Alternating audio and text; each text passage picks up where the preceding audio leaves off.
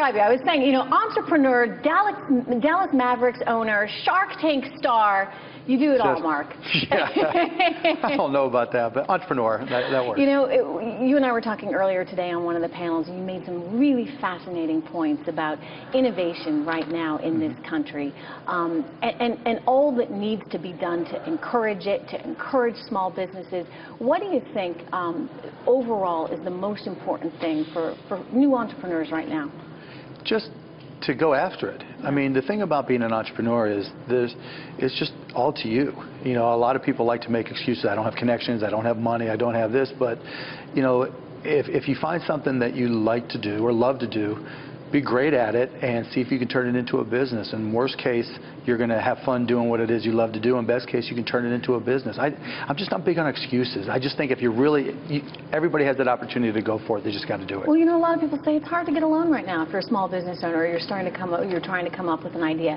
How do you get the capital to start that business? Well, first of all, if you're starting a business and you take out a loan, you're a moron. Right, because there's so many uncertainties involved with starting a business, yet the one certainty that you'll have to have is paying back your loan. And the bank doesn't care about your business, or whoever you borrow from, unless it's family, doesn't care about your business.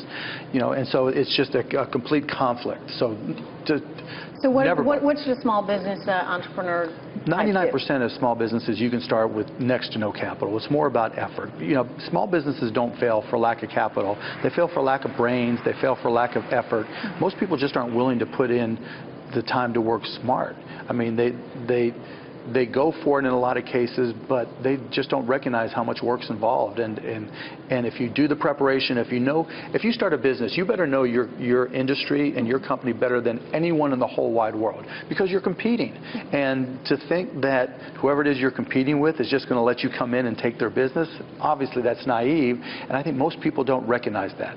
If you're going to compete with me on one of my businesses, you better realize that I'm working 24 hours a day to kick your ass. You know, a lot of companies right now are holding on to their money. They're holding on to cash. Maybe they're doing some share buybacks, but in general, they're not putting their capital to work right now. How and when does that start to change? I mean, it's a reflection of a lot of different things.